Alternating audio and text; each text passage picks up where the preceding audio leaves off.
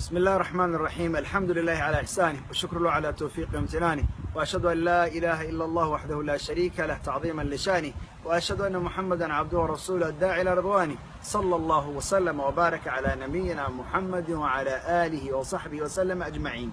waxayna ka salaamayaa walaalayaal magaalada ugu hooseysa waddankan Mareykanka, McAllen, Texas ayaa la yiraahdaa, waxayna xuduud la leedahay borderka Mexico.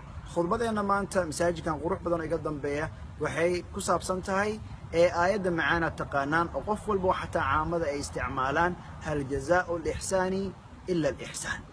mawduucaasan ka hadlaynaa waxaana maaragtay ku soo qaadan doonaa marka kaliya ee dhulwaa uu cadaalad sameeyay. dhulwaa waa soo naqaandaan Soomaalinahay, marka kaliya ee dhulwaa cadaalad sameeyay.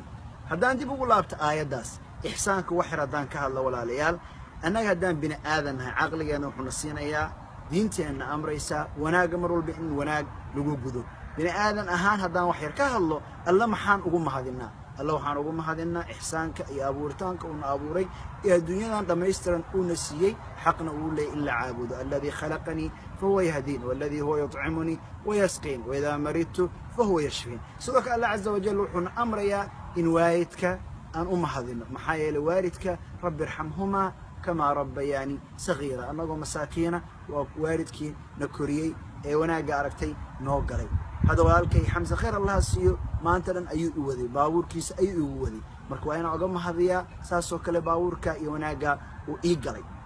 waxaan rabaa walaalayaal inaan wax yar ka hadlo qisadaa macaan ee aan haddaay idiin sheegay. waxaa jirtay in maalin maalmaha ka mid ah mas iyo bakayle ayaan ka hadlaynaa. marka koowaad bakaylo waa taqaanaan, mas godkiisa lagu dhibay oo god lagu xareeyey oo maaragtay dhagax afka laga saaray ayaa bakaylo oo cawskaas macaan iskaga jiro iska raaxaysanaya ayaa maskii qayladiisii maqlay.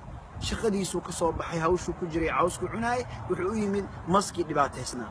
maskii wuu la rafta dhagax inuu ka dulqaado. markii u dambaysay alxamdulillah ilaahay waa u fududeeyey, sidaasuu maskii dhagax oga dulqaaday. meeshuu maskii u mahadin lahaa bakaylihii, wuxuu bilaabay maskii inuu isku duuduubo bakaylihii oo uu yidhaahdo bakaylow alxamdulilah rabbilcaalamiin, maanta anoo la ii badbaadiyey oo haddana quraacdaydii aan helay. bakaylihii wuxuu yidhi wase wax u jiraan, war sultaan hadda ku badbaadiyey oo ku wanaajiyey, see ay ku dhici kartaa in aniga cuntid?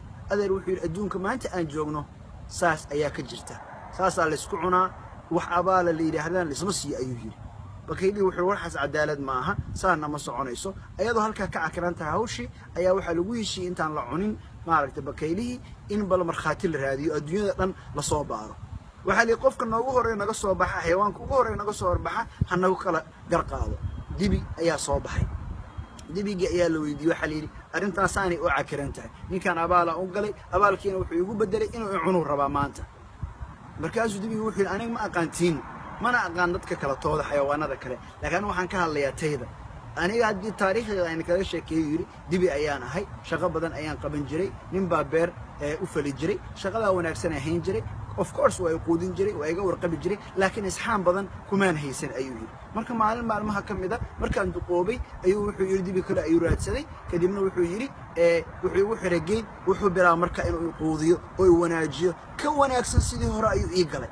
anoo la yaabanoo lamidhaa ritaarmataa ku jirtaa ayaa maalin maalmaha ka mid a wuxuu yidhi waxaan arkay anoo geedka iskaga xiran, nin baa isoo maray, waan weydiiyey, ninkiina wuxuu igu yidhi of course waxaa u xiran tahay oo saa lagu quudiyaa inaa cayshid oo xoogaystaa la rabaa.